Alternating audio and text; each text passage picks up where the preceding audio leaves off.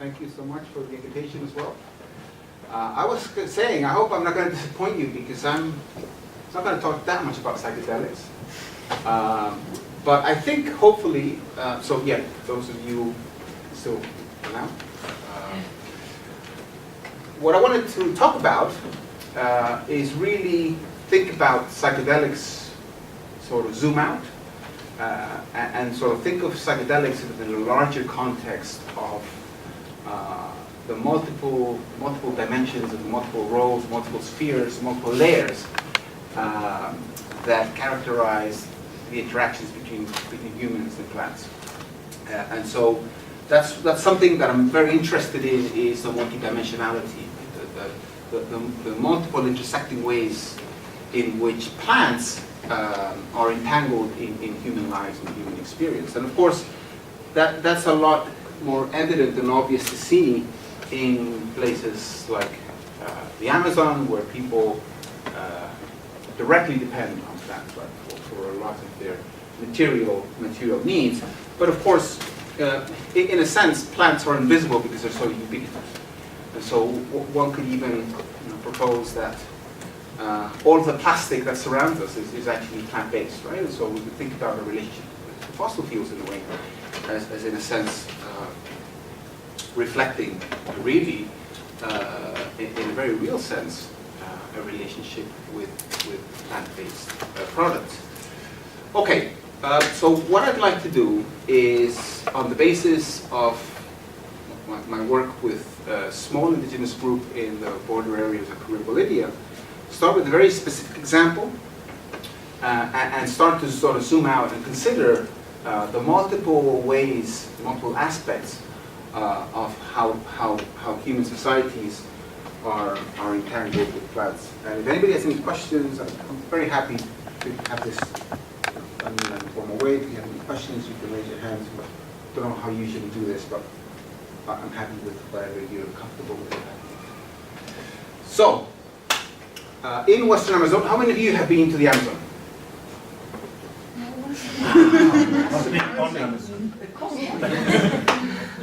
Okay, so in Western Amazonia, when you travel along the riverbanks of Western Amazonia, this is a very common tree. It's ojé.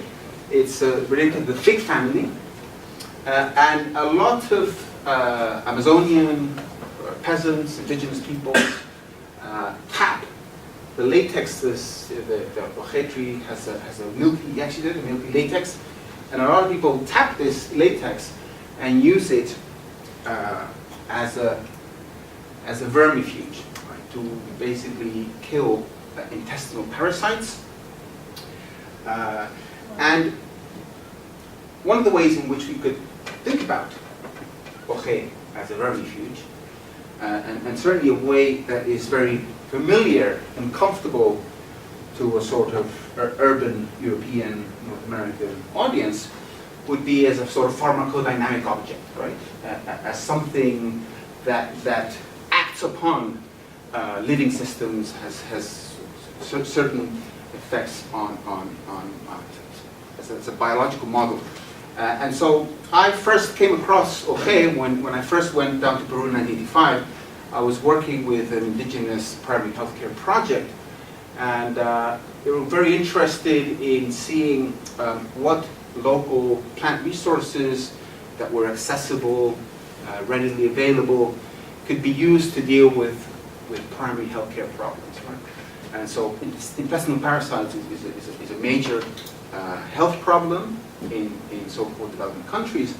And so one of the things that we did is we conducted a series of preclinical trials for ojé with the hospital. And actually we found, and this has been confirmed by literature, that it's effective against, in preclinical and clinical trials, against the three main types of intestinal parasites. Okay? And I don't know if you can see the numbers of people who are infected, but helminthic parasites, they're called helminthic because they live in the intestine, are a major health problem. And they're a major health problem not just because of direct morbidity in terms of anemia, but also because all the secondary morbidity that are derived from parasites. And so, for example, the lowered immunity status means that a lot of the secondary infections, including tuberculosis and respiratory infections, but certainly a lot of the diarrheas that end up killing children from dehydration are linked to intestinal parasites. So it's a huge problem. And so this focus on OG as a pharmacodynamic object gives us a particular viewpoint, and we have a model for the medical efficacy of OG as an antihelminthic, which is related to the presence of an enzyme called phycine. Phycine, some of you may be familiar because it's a meat tenderizer. It's a proteolytic enzyme. And for example, papaya has proteolytic enzyme, which is why it's good for digestion. And in fact, at a certain point in time, it's been used as an industrial sort of meat tenderizer. But the pharmacological, the sort of clinical model that we have for OG is that this enzyme dissolves the cuticle of the helminthic parasites. Okay? So that's a very simple model that gives us one particular understanding of the use of one particular plant in this context. Now, when we sort of zoom out a little bit from OG and look at the broader context in which plants are used, and so one of the ways in which plants are used is to respond to specific needs, right? And so you could think of intestinal parasites as a particular medical need, health need. And so what you see is that intestinal parasites are a worldwide problem, but that doesn't mean it's a uniformly distributed problem, right? And so, for example, if you go to London, despite the fact that you have many, many, many people, really intestinal parasites are not an important health problem. And the reason for that is social and political. Before the 20th century, really until 1877, intestinal parasites were a huge health problem in London. And the Sanitation Act of 1877 was one of the measures that sort of radically transformed the ecological environmental conditions and sort of shifted the balance between human populations and parasites. Okay? So what we have to start considering then is, of course, that the health problems for which plants are used are themselves the product of larger ecological and social and political relations. And so it's interesting that in London, intestinal parasites are not a huge problem.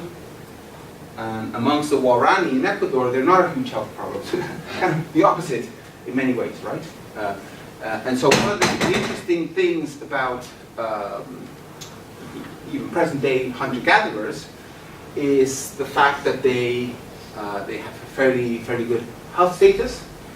And what's interesting about the Guarani is that their relationship with parasites is very much contingent on the larger social political relations. And so through one of the effects, one of the consequences of the process of sedentization, the incorporation into the Ecuadorian modern state, that's sort of an ongoing process, driven especially recently through the presence of oil and gas industry, you find these sort of settlements where the Guarani have become sedentized and developing new relationships, new dependencies with the market and the state.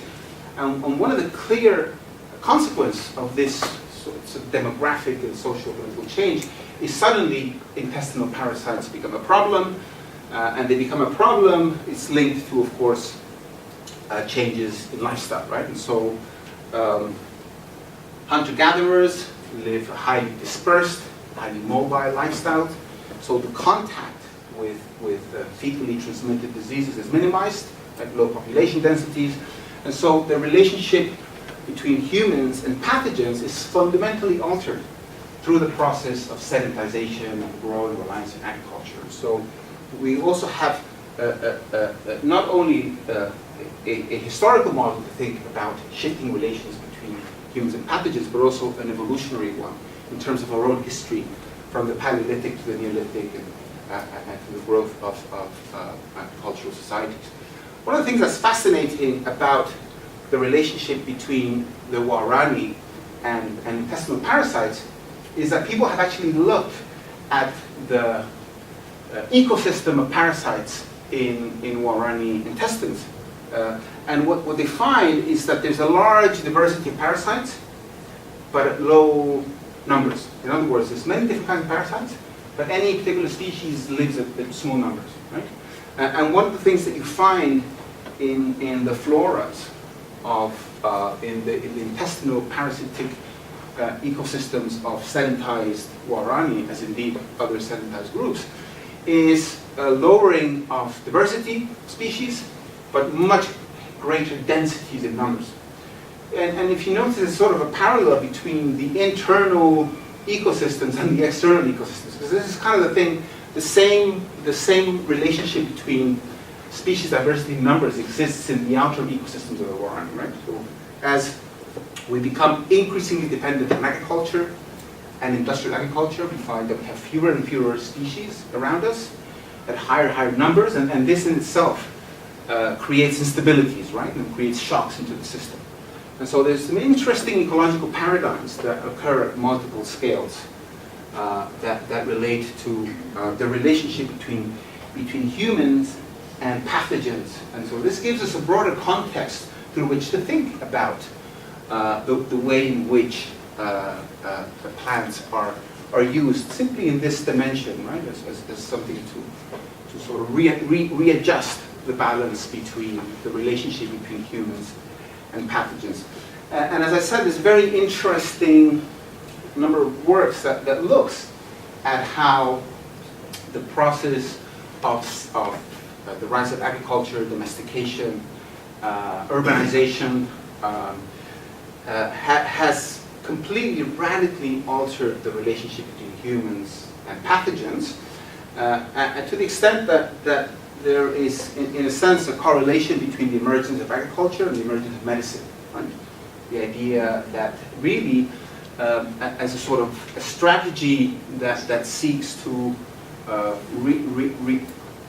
redress the relationship with pathogens, that's fundamentally transformed in the process of agriculture. It gets a lot more complicated than that, because actually the process of domestication of crops historically and in an evolutionary sense has involved eliminating secondary compounds that are bitter, that are unpalatable, that reduce digestibility, but we actually are also toxic to pathogens. Okay, and so in a sense, the process of domestication to increase the sort of nutrient returns and the energy returns from plants has also exposed humans to other kinds of vulnerabilities.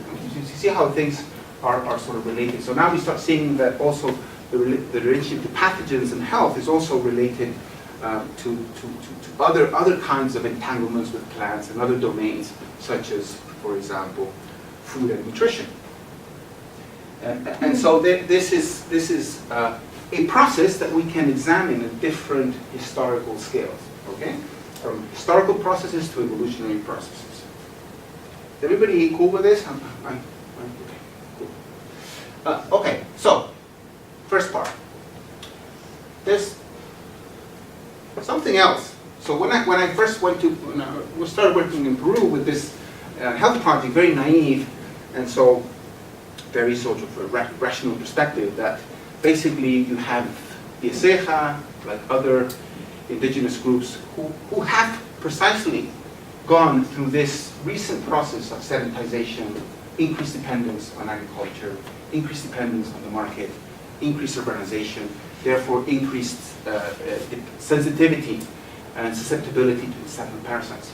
So this primary healthcare project, as I say, was very keen on encouraging, disseminating the use of Aceja as an effective strategy, as an effective resource to help people deal with this, really, really important health problem. And the Aceja themselves recognize that intestinal parasites are a health problem. But yet, even in this, so we spent a lot of time in this small community of called Sonene, 80 people, most of them are children, very, very small community. one of the things that's surprising that you find even in the smallest community is that everybody knows about Oche, but very few people take it. So that's kind of like a paradox. It's like, why do people not want to take Oche? And so, to answer that question, there's a number of clues. The first clue is language, right? So ecologists love linguistics and languages. Language is a window to the mind in terms of how we organize our world and we think of our relationship to it. And it's interesting that the term, the name, the root for tree in Eseja is equi. So tree is aqui, but the stem is qui, which is penis. Okay? And so the name tree is cognate with penis, and in fact, tree trunk is referred. The tree trunk is referred to as the penis. Okay, so they're cognate. But moreover, the word for tree latex is sperm. Okay. Now this could be a happy or an unhappy coincidence, as it may be, but in actual fact, this starts to sort of resonate with other ways in which the Eseja talk about and relate to trees. And so, one of the things that is very evident when you spend time in the Amazon is that people relate to trees in significantly different ways to the way in which perhaps we do. And so, I think you're probably all quite familiar with the notion that for a lot of people in the world, including perhaps some of you, trees are embodied beings of a certain kind. And so how many of you have heard of the idea of multinational perspectivism? Did anybody take the Amazonian course, by the way? Yeah. Okay, so this is all new stuff.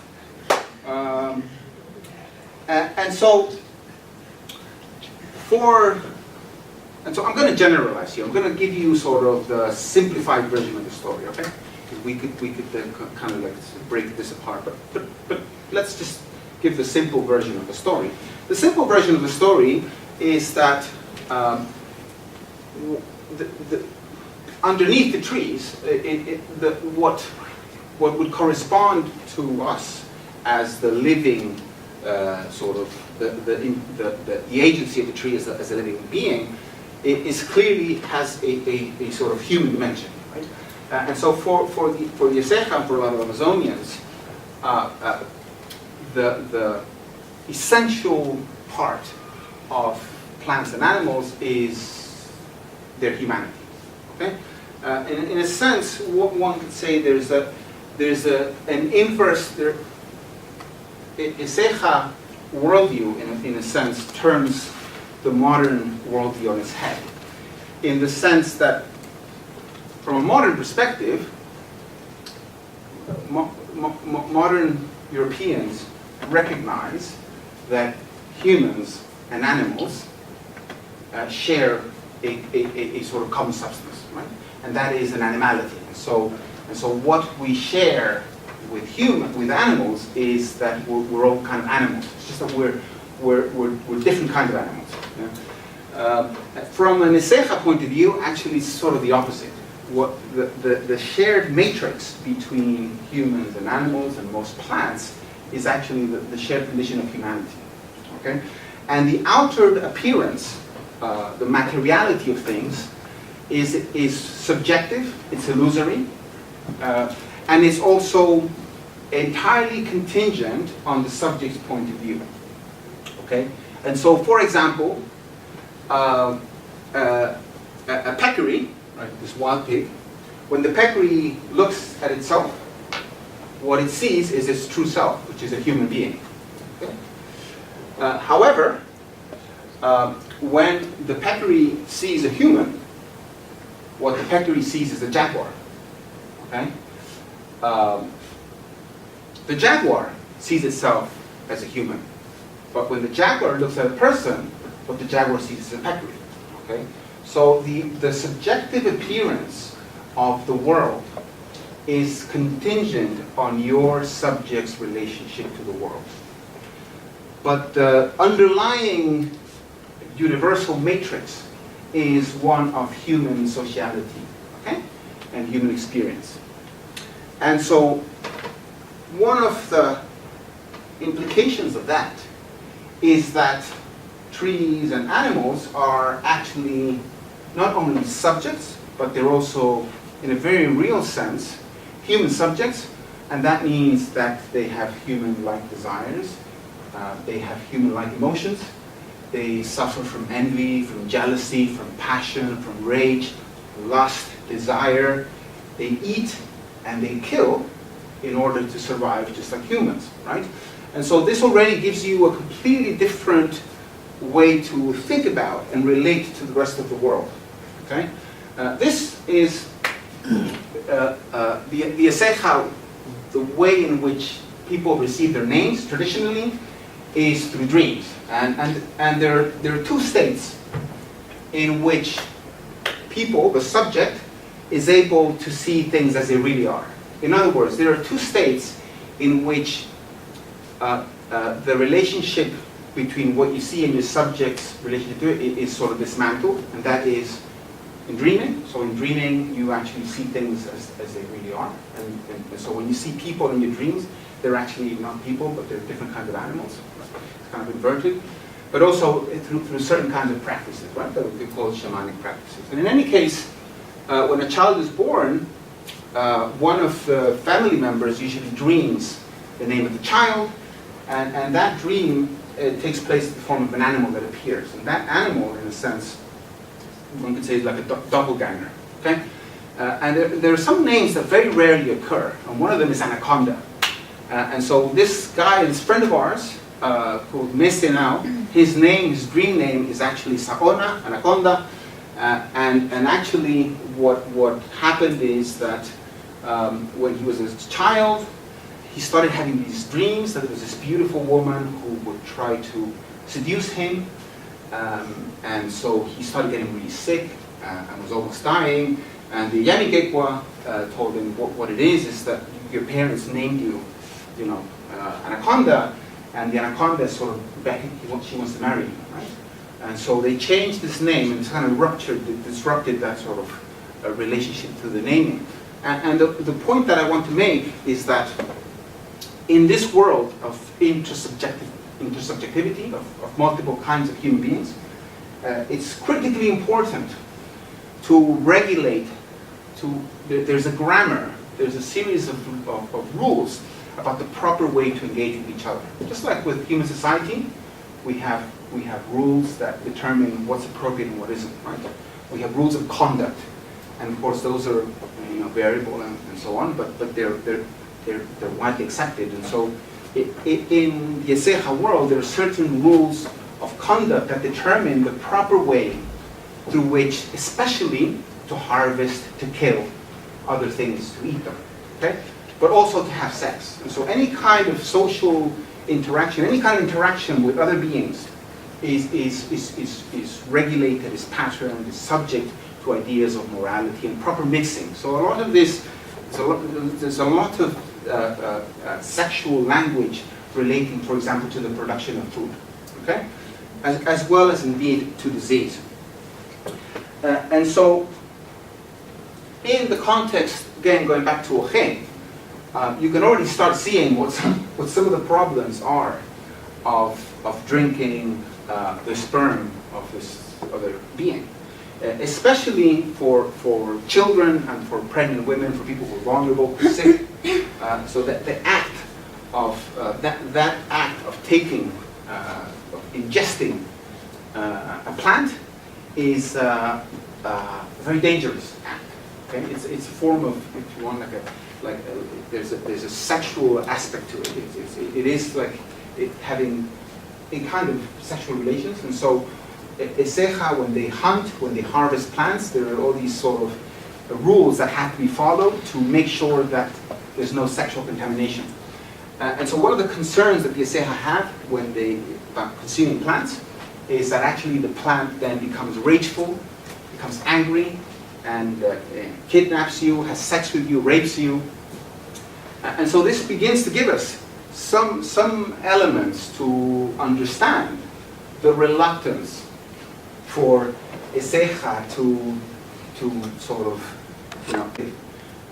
drinking and taking a plant is a loaded act. Are you raising your hand? Yeah. Yes. I just wanted to clarify, is it that it's two different societies, one that did take the liquid drink and one that doesn't, or it's the society as it's developed? Because you said at the beginning that there's one society and they do drink it, right? Okay, so there are some Eseja that drink it and some that don't.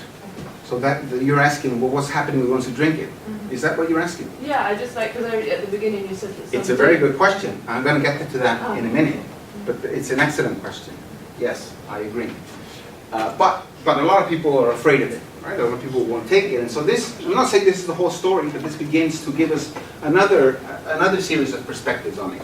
And of course, it's very easy to contrast Eseja outlooks on medicinal plants and on plants in general with certainly some of the outlooks that we are familiar with, right? And for many of us, trees are really intrinsically benign beings. We recognize they're alive, but they're alive in fundamentally different ways. And so we have no problems going up to them and embracing them, and anything that's natural is by definition good. And I'm not questioning that, but I'm just, what I'm pointing out is that these are, they're particular fictions that different societies, right, particular ways of thinking about the world and about how to relate to it. They're not givens. And so in a way, our sort of naivete, for me at least going here, was sort of to assume that a tree was a tree. But a tree is not a tree, right? A tree is a very different kind of being. Even, of course, I know, even within us, you'll find that different people have different ideas about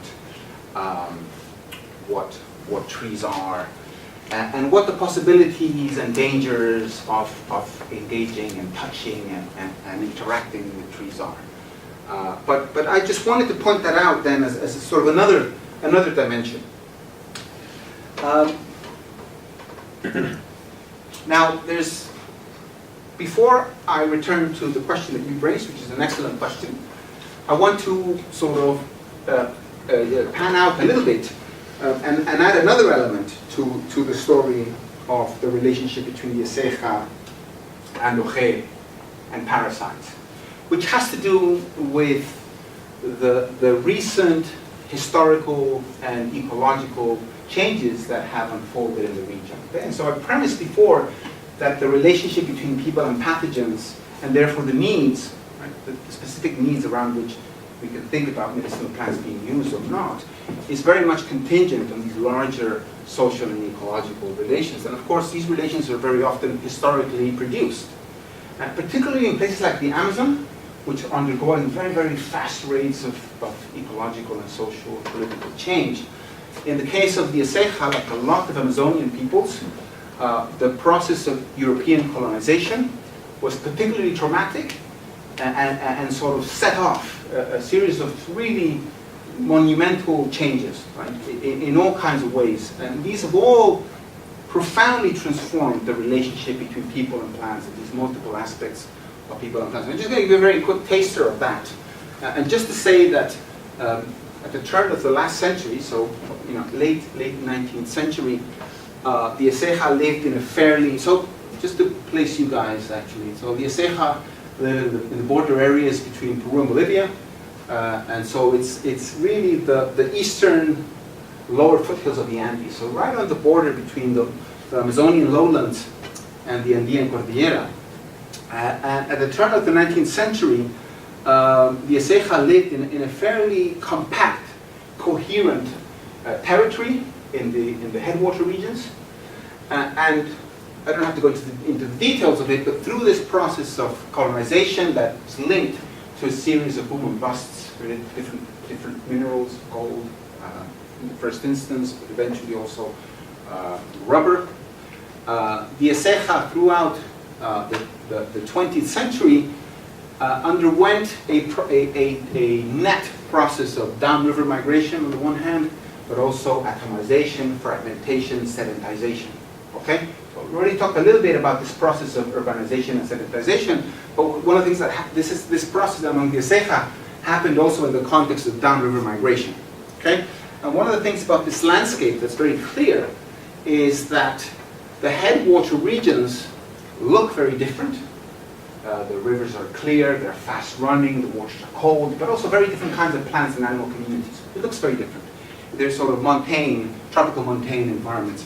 Whereas the lowland are typically Amazonian sort of biomes and landscapes.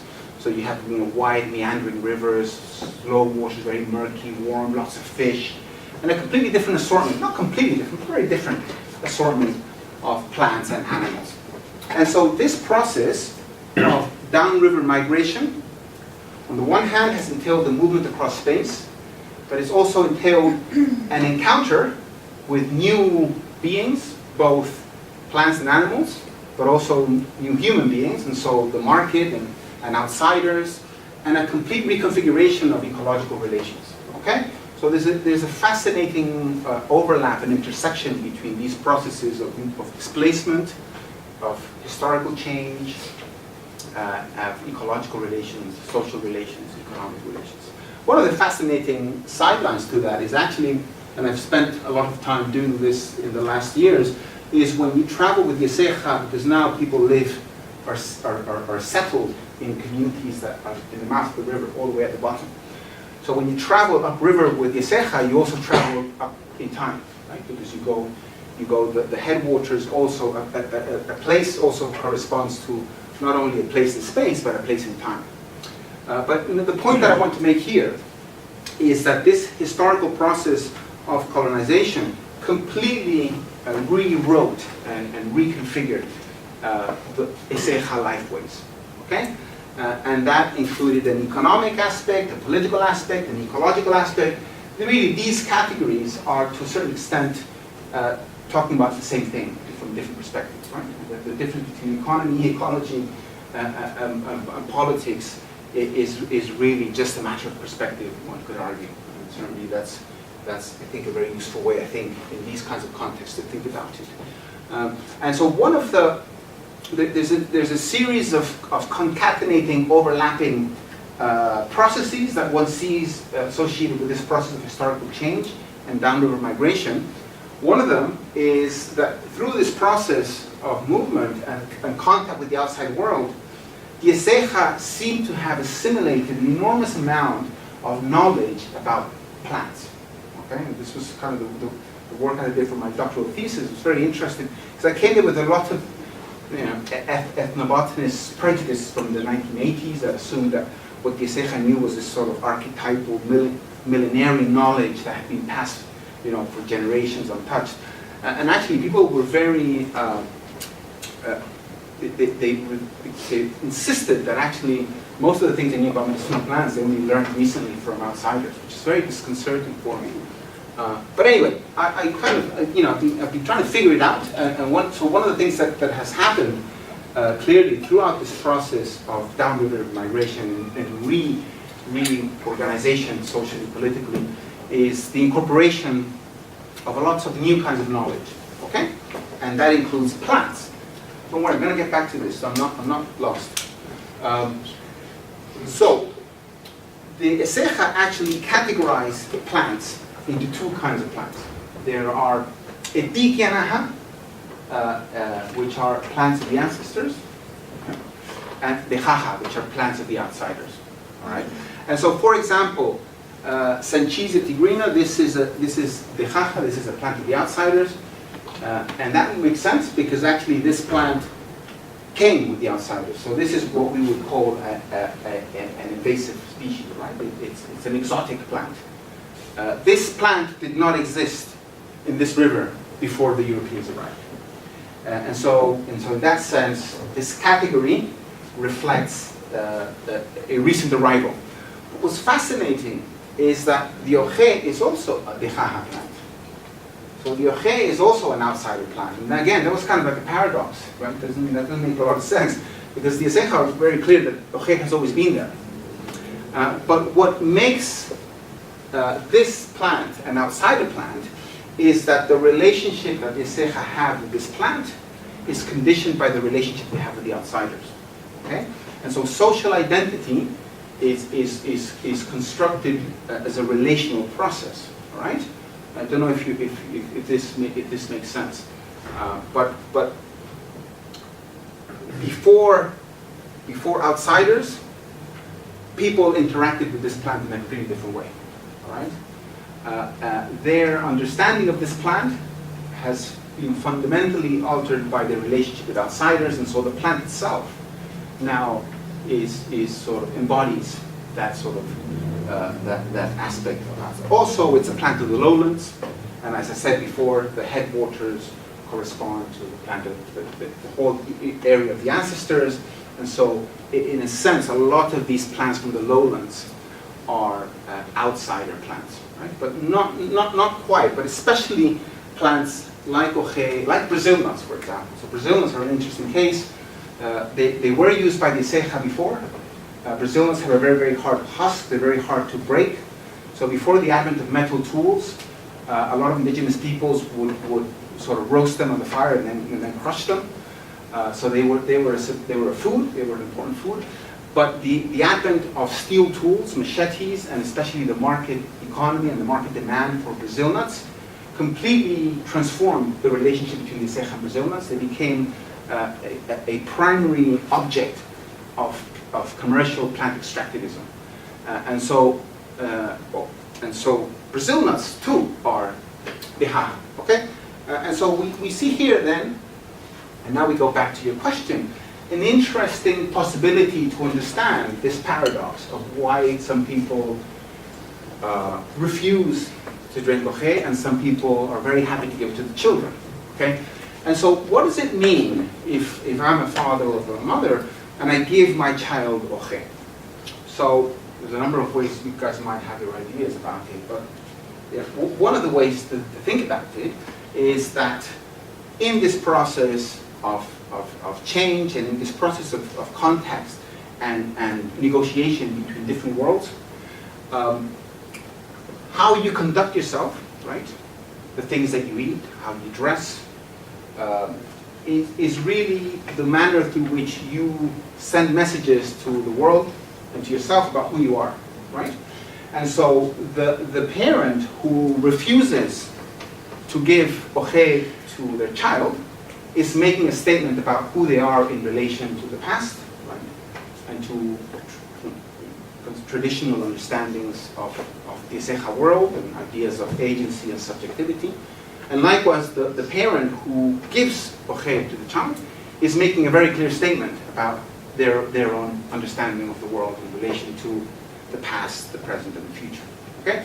And so this should not be that surprising, because I think the manner in which we engage with the things that we eat, the things that we do, is very much informed by what those things mean in the larger sort of semiotic processes of social communication, right? So we all make statements about who we want to be, who we are in relation to others, based on these ideas. And so I think probably, maybe some of you buy organic or eat organic food, and probably that has to do with your ideas about what that means, right? What that means beyond consuming that plant, in terms of what it means. It's a kind of society, it's a kind of idea about social relations and environmental relations. And so it would make sense, right, that this, in a sense, is an important element to consider when trying to understand the choices that people make, and especially how people talk about plants. Because of course we could get into another sort of side discussion that it's one thing what people say and what people do, right? There could be somebody who says, no, I will never give ojé to my child, and then gives ojé, right? Or the other way around, right? And so this points to the sort of the complexity of human experience that has different dimensions, right? The inner world, and then how we speak about things, and what we actually do, and we often do that in highly situational contexts, right? And so what we say relates very much, is a part of the particular social context, and so things are highly situational, highly positioned, and so I think this is one way in which human-plant entanglements are shaped. They're very much sort of brought into the fray of social life. And the fray of social life is very much shaped by the fact that it's a rapidly transformed world. Not just among the Ceja, but especially among the Ceja, right? They're undergoing huge changes. They have to grapple with enormous contradictions. I mean, we all do, right?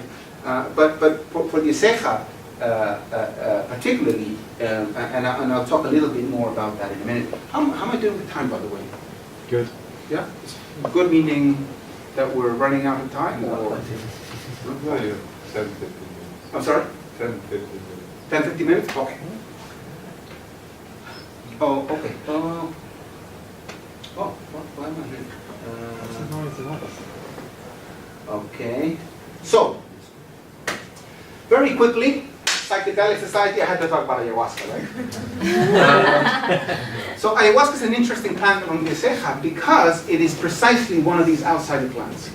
The Ceja vehemently deny having had anything to do with ayahuasca until very recently. In fact, I've been able to date it around the 1940s. They learned how to use ayahuasca from a patron, from one of these sort of mixed interracial Amazonian subjects that sort of was capitalized extractivism and often sort of assembled indigenous labor around himself.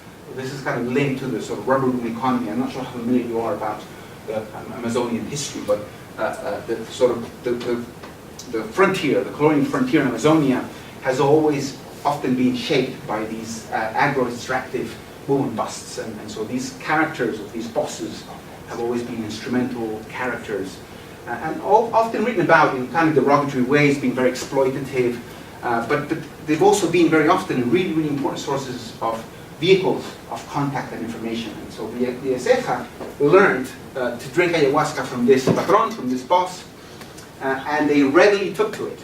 And in fact, one of the interesting things about ayahuasca, I'm not sure if you know this, is it's thought about very often as a sort of an Amazonian sort of psychoactive. But in fact, ayahuasca has underwent a rapid process of diffusion, dissemination, expansion, really through the process of European colonization. And certainly in this part of the Peruvian Amazon, amongst many indigenous groups, contact with ayahuasca is very recent. It's highly valued. Ayahuasca is highly valued, as indeed a lot of these outsider plants. Just because they're outsider doesn't mean they're thought about pejoratively. So that doesn't have that simple kind of meaning. It's just that that's their sort of social identity. They're seen as things that not only come from the outside, but interestingly are also active agents in the possibility of communicating with the outside world. Okay? I have a whole spiel here about the chemical synergism between harmaline and DMT, but I think you guys already know that sort of story, so I'm not going to go into it. You already know the whole thing, right? About ayahuasca providing a novel model for the oral absorption of DMT. All right, so I'm not going to go into that whole thing. But what I am going to go into is that something that's very interesting about ayahuasca is the contexts in which it's used. The contexts in which it's valued is to figure out what the hell these outsiders are up to. Because the Ceja sort of assemblage of practices are incapable of dealing with certain kind of pathologies that come from the outside. Okay? And so just as there are outsider plants and plants of the ancestors, there's also outsider ailments. And there are certain kinds of sorcery that really have come from the outside. Yes? When you say figure out what the outsiders are up to, would that ever mean like Europeans? Or is that Yeah, well, Europeans in the broad sense, because as I say, so it's a relative term. So for example, a lot of detribalized indigenous peoples who had closer links with the market economy. So this agro-extractive frontier worked through a process of sort of cascading. So some groups capitalized other groups, and so you have the less civilized, more civilized. In a way similar to maybe the slave trade in Africa, right? Where you would have people were complicit in these agro-extractive frontiers in different ways. Some people like the Yeseja, so the Yeseja were on the outer perimeters of it. They themselves responded to other indigenous groups that they don't recognize as indigenous, they recognize them as outsiders. Yeah. So the category of Deja to them means white, but from our subject perspective, some of these Deja are actually indigenous, and they themselves are now in the process of reclaiming their indigenous identity. Very, very complex interethnic relations in the context of colonization and violence and all this kind of stuff. But yeah, outsider from a Yeseja point of view means anybody who is from more European than they are. Yes? Sorry, you say that ayahuasca was an outsider plan. Yes. Was it like because that patron wrote the plan, or is he saw how to use the plan, but Exactly, the plan like was Ojeda, already there? exactly So it's the same. exactly as It was Ojeda, there.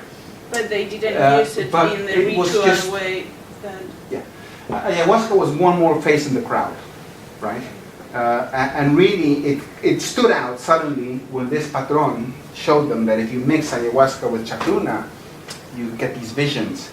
And these visions are very powerful because they allow you to see things that you normally wouldn't be able to see. So we go back to this thing that I was saying about, certain states. Certain states of consciousness are very powerful because they allow insights into the underlying true form of things, okay? And so one of the fascinating things about ayahuasca, and this is not just among the Yeseja, so you guys have read about it, you will know that a lot of the iconography around ayahuasca often draws heavily upon ideas of modernity, technology, airplanes, steamships, boats. A lot of it actually very rubber boom-like. This is not from Yeseja, this is Pablo Maringo, this is from Ucayali. But Yeseja, when I took ayahuasca with them, next day they say, so did you see the airplane? It's like, what? Oh, you didn't see the airplane. Did you see the boat? Did you see the big cities, right? And so again, this is not, I'm sorry? Sorry, would they have seen big cities without the no. No. They could access that somehow. Right. And so, I don't have time to get into it, but there's an interesting transformation of Yeseja practices linked to healing, the old shamanism, and there's a profound transformation and a decline of a kind of shamanism called the Yanquequa shamanism that used absolutely no psychoactives whatsoever, and an increased reliance on ayahuasca shamanism, and this is very much in parallel to all of these other changes in terms of ecological relations and economic and political relations. What I wanted to highlight about ayahuasca and the pathologies of dealing with the outside world, and this connects to the difficulty, the struggle for people to try to reconcile themselves in these changing worlds, is that there's a fundamental contradiction between the basic precepts of Yeseja morality and the basic precepts of capitalism. And so for Yeseja really have no sense of good and evil in the sense that the Judeo-Christian sense of good and evil, but what they have is a clear sense of consequences, right? And so what it is that humans commit these acts, they're compelled to, it's almost like a Greek tragedy. Humans are compelled to commit these acts that have tragic consequences, right? And so you hunt, you get a bit greedy maybe, and then just as you need to hunt, other beings need to hunt you, and so all of the oral narratives are about this sort of, all these different beings kind of living with each other, and so on. But one of the few moral sort of paradigms for Yeseja is the idea of sharing, right? And so kiatai means greedy or selfish, and that is a real insult. It's kind of the worst thing you can call somebody kiatai. No one. So the concentration of wealth, of power, of material goods is profoundly antagonistic to a sort of a hunter-gatherer ethic, right? Of sharing, of reciprocity. And of course you can see that stands in direct confrontation with the fundamental premise of capitalism, premised on private property and the individual accumulation of power or wealth, right? And so the entire grammar and order of the world, right, relating to the outside world and to capitalism is fundamentally at odds with the things that Iseja come from. Right? And so that's just an example of the kinds of the sort of turbulent social, emotional landscape that people have to navigate, right? So a hunter comes back with shot a deer. And so I've seen this many times. The hunter is in a dilemma. Does he, as he's supposed to do, divide the deer amongst his relatives in these sort of pre-assigned ways? You know, give half of the deer to his wife's parents, give a quarter of the deer to his own parents, then give different parts to the people, and then end with not just that food for that day? Or does he sell the deer and with that money buy the things for his child needs for school? Right? So it's very simple, but people have to deal with this constantly, day in and day out, right? And so what happens is if it's kind of like a no-win situation, right? Because if he gives the deer away, then his wife is pissed off at him, right? And if he doesn't give the deer away, then all his relatives are pissed off at him. And so in a sense, sorcery sorcery materializes these kinds of social conflicts that are structurally embedded in the condition of being in navigating these different worlds. Okay? Again, this is, I realize this is slightly literally interpreted as sorcery. I'm sorry? The conflicts that you experience in this emerging cultural landscape, is that literally interpreted as magic effects, like supernatural things that the white person brought? Well, not exactly. What happens is, if, for example, you start accumulating a lot of goods and concentrating power, you generate a lot of jealousy, a lot of rage around you, and so people will perform sorcery on you. Okay? And they'll perform sorcery by using sorcery techniques that for which the Iseja don't think they themselves had the tools to deal with it. So in order to deal with those kinds of sorceries, they have to appeal to Deja kinds of knowledge, right? And so, for example, this is a sorcery bundle, right?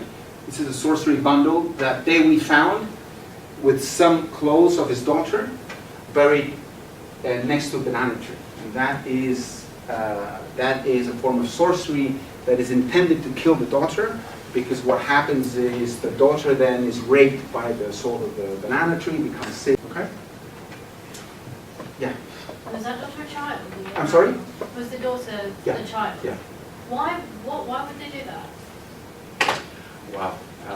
So, I don't know. I mean, I don't know why would they do that. Why does anybody care to answer that? Why would they do that? Do they feel betrayed? What's that? Is that why? Do they feel betrayed by their own daughter? That's why they feel It's sorry? Do they feel betrayed by their own born, and that's why they? Well, it's revenge, right? Yeah, Basically. it wasn't him, was he? No, of course not. He's a victim of sorcery, right? And so if somebody pisses you off, what's that? Yeah, if you piss someone off and they're getting hit by a gun. Right. If somebody pisses you off in a small community where everybody knows everybody, what you do is you attack in a concealed manner, right? Because if you attack in a well, you can also attack when you're drunk. People do that. So a lot of drunken fights, you find that more now in the context. The more people are living together, and the more you get these kinds of tensions, the more fights flare up. People are drunk. So these are all manifestation of sort of social pathologies that are. But the point I'm trying to make is that just as one can think of intestinal parasites in the context of larger social and ecological relations, one can also think of these broader social pathologies, okay, that are then somaticized and expressed through particular practices in which plants are also entangled. That's my point. Okay? So these internal conflicts, they're not viewed in a moral sense. They're viewed more as just totally from a different perspective. It's not like the guy's being an asshole, therefore he's a bad person. It's just something that's happening. So people say, people are they're mean, they're horrible. But it's not just, so nobody knows who did this. This could have been somebody from another community. This could have been an outsider. How are these relations interpreted if it's not through a moral framework? How do they rationalize other people behaving in these ways? How do they understand these interactions? So that's a complex question, right? I guess the best answer that I can give you is that people do terrible things, right? People can do terrible things when they're upset, when they're angry, when they're jealous. So jealousy, emotions are dangerous things for Amazonians. And they lead people to do terrible things that have tragic consequences. And so one of the things that you try to avoid is you try to avoid confrontations and you try to avoid pissing people off because they're going to get back at you. It's also a way to keep everybody in check. Right. You're perplexed. I know. Maybe I'm not. So this is a very complex thing, and I'm trying to give you a sort of a sense for it, but it's very difficult from our subject's point of view to make sense of it, right? So I'm sorry that I can't give you a satisfactory answer. I don't think, maybe you have a better answer than I do. I think we're conditioned to think of ourselves as What's good, that? and like, I think we're probably conditioned to think of ourselves as good people, but we've never do something like that. But it probably is not human nature. Like when you get down to the primitive aspect, we would. That happened in Isn't the our small society full of communities rape culture here. and it's a bit... Yeah, I know, but we would never be like, oh yeah, I'm gonna like That- bury. Did you see the bit about burying thing next to the ground? Yeah, like we would. But maybe that example no, but I don't know, from Spain, my grandparents live in a very small village, I'm talking about like 20 people, Yeah. and people do horrible things to each other, so kill the dog because the other one killed the cow, or because, things that doesn't make sense and it's in the same way, so they Just might revenge. don't know who is the person, or they might know it, but they don't say to each other, so it's Yeah. kind of like a very neighborhood, a small community trying to be, I don't know, like a lot of tension, and instead of maybe going and discussing it in a normal, civilized way, they just do it through the bad business, so killing things or buying other fields or doing the other one. Obviously, it doesn't happen all the time, Yeah. but yeah, it happens, and it happened, and this is Spain, you know what I mean? Like, so Like, imagine It's the same that. in like it's the same in like Afghanistan and like my family in Denmark. It's the same similar kind of black magic as a thing. Yeah. That's But isn't it the same when we put someone in prison? Like we put them away from society, Yeah, but that's isolate them, and put them in solitary confinement and all this stuff. That's But just yeah, as so that's horrible. rehabilitation as well. Then. This Well, is not rehabilitation. Maybe it isn't just their context. You don't know. Well, It's maybe different cultures and you can't apply your definition and look at it through your No, that's what I'm lens. saying. My Yeah. definition is just not. But let me add an element to that may be helpful, and that is that when you think of, when you're outraged, right, you have recourse to a series of mechanisms that are the product of the fact that you live in a hierarchical society, right? And so you have a state, and you have a legal system, and you have a judicial system, you can go to the courts. In these societies, there is no, it's autarchical, and basically there is no authority in that sense. And so you resolve things yourself, right? But you resolve things yourself knowing that you're also embedded in that world and you can't step outside of it. And so a lot of these things are concealed, right? It's not clear, so who did it? That's the whole point of it. The whole point is that it's very hard to know. So if for example, I'm outraged that somebody cut me off, I go and I puncture the tire when they're not. You see what I mean? Yeah. Right? It's that level of Like and so instant gratification. what's that? I just said instant gratification through punishment, like you said. No, it's also a notion of justice, right? So for Yeah. Amazonians, this idea of equality and reciprocity. So if you hurt me, Yeah. then I'm entitled to. It's the opposite side of trading, right? But I think if one gets too close to it, it kind of becomes. You could spend a lot of time talking. You might guys want to do that, but I think I should probably just wrap this up. But I think the point that I wanted to make is that if you step a little bit away from it, what you see is that in the context of the turbulence of navigating between worlds, the social tension and conflict increases, right? And sort of sorcery speaks to that, right? It speaks to the sort of the turbulence of navigating between navigating in the violence that is implied in being an Eseja living in modern day Peru. Okay? So let's just leave it at that for now. We can continue this. Yes. You wanted to say something?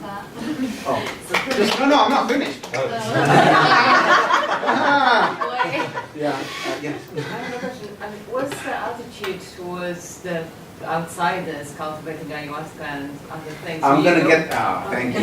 So that's a perfect segue into the next thing. Yeah, because what I wanted to mention is that, so ayahuasca has been going through this process of diffusion and expansion within Amazonia, but of course, it's been going through undergoing this process of expansion throughout South America. And so, for example, you have the Santo Daime Church, right? Which is again from the rubber boom.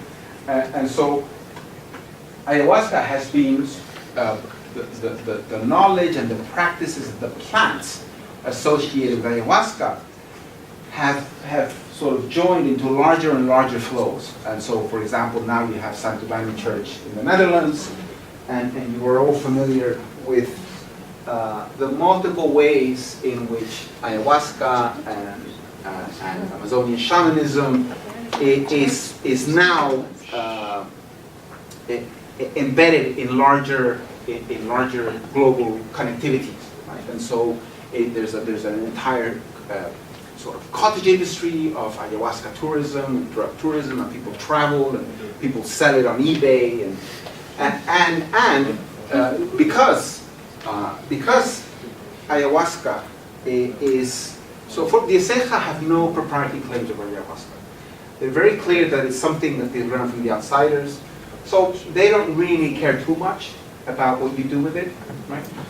But for example, for the Shipibo have claimed great ownership over it. They see it as something that is that's theirs, and they have a lot of rules about the proper way of dealing with ayahuasca. It's very interesting because when you drink ayahuasca with the Shipibo, they have this whole ritual, and they're very kind of OCD about it. You have to drink from here, and you can't do this, and you can't do that, and all these rules. And the Eseja basically is a free-for-all. They just prepare it, and nobody's going to give it to you, because then you could be accused of poisoning them. So everybody, completely different, right? But for the Shipibo, it's a highly ritualized, and people are heavily invested in it, but it's also heavily politicized. They have clear claims about what's the proper way of drinking ayahuasca and what's the improper way, right? There are notions of legitimacy and in a sense, ownership. And so what happens when plants then join these larger flows and become transformed, right? Become commodified or become used in different ways, then you start getting into larger contests about the rights of access, rights of ownership, rights of representation, right? And so plants are very much part and parcel of the larger conflicts in sort of these global connectivities, right? And this is a group of Cofan Taitas from the Colombian Putumayo who went to travel to Washington, D.C. to challenge a patent that was issued on an ayahuasca variety to an American subject in 1999. It created a huge international outcry, and a lot of indigenous people were really, really upset. And so, for example, the UMIAC is one of the organizations that is trying to establish clear criteria of the proper way in which these plants can be exchanged, utilized, and circulated. And so, just as we consider the possibility that plants get embroiled in the sort of local politics, right, of Eseja communities, plants are also embroiled in the larger politics of the world, okay? So I just wanted to finish with that. Again, not because I want to explore in detail, but just to sort of open that another dimension, if you want, the the manner in which these things are now part of much larger entanglements and relations. Okay. So with that, then we can close, and you guys. I don't know, more. Yeah. Well, can you go back to the slide where you had the enzyme? Yeah, that's fine. Which slide? It was in the beginning something where you talked about a proteolytic enzyme that comes Oh from wow. the tree. Okay. You mean the one? You had the picture of the tree and the molecule. This one? That's, No. yeah. What do you know what that molecule is? This is spicy. And just, but No, according to Google. just for reference, Yeah. it's not an enzyme. No, it's not an enzyme. Oh. It's It's what? It's not a protein. It's some kind of active compound, but it's not a protein. Yeah. So maybe it's the. Could it be? Breaks protein. What's that? It breaks The base of the protein. No. This looks like some sort of, as either it's an inhibitor or it could be anything. But it could disrupt protein structure, and that way break protein structure that is in these tapeworms, or in these It could be some kind of side effect. Right. I hear what you're saying. The protein structure is a kind of like a more polymer, right? Yeah, so Polymer-like thing. And this is just yeah. Okay. I'm glad that you raised that. Thank you. I'll go to Google and check my sources.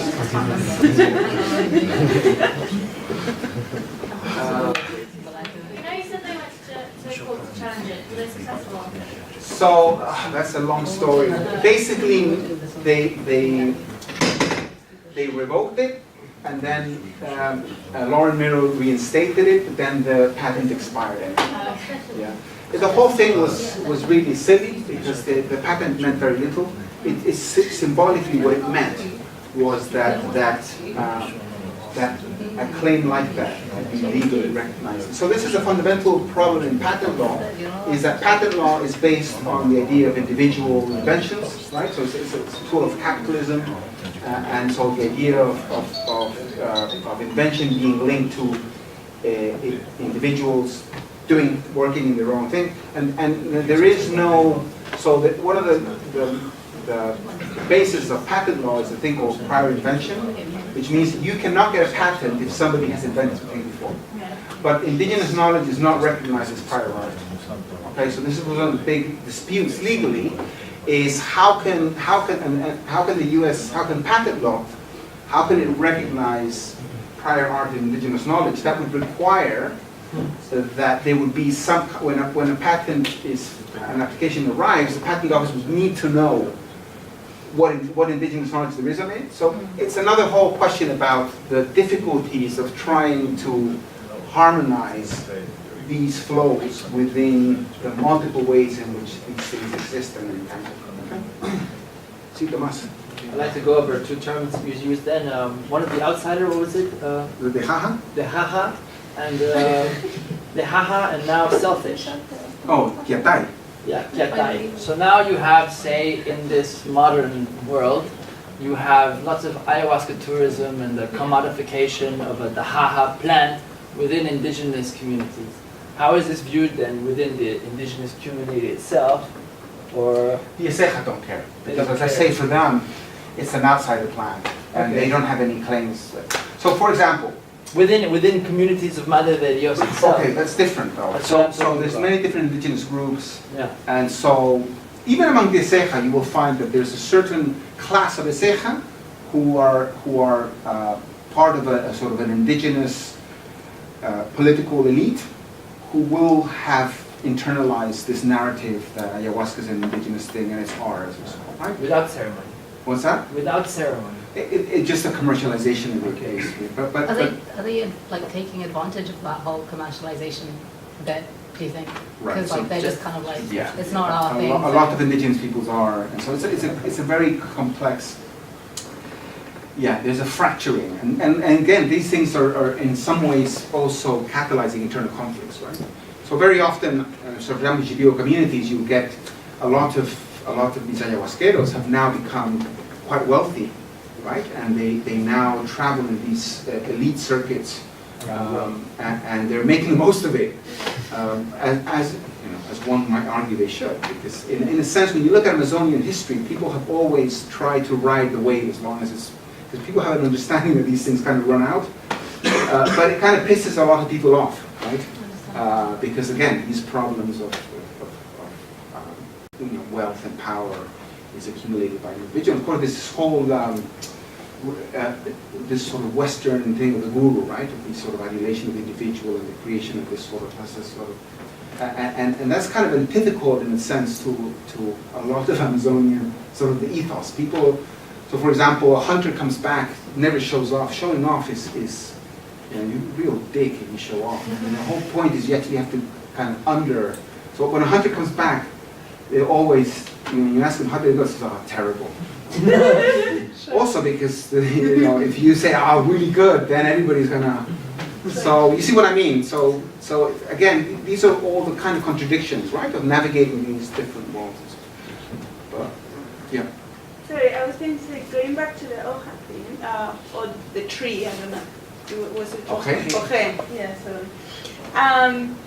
so how do they have any connection with like external medicines in the way? Because I'm guessing if they can even like take a tree that it was already there and it's like a nature there because of the tree itself, how do they feel about having medicines that they are more coming from chemical things or that they are not from?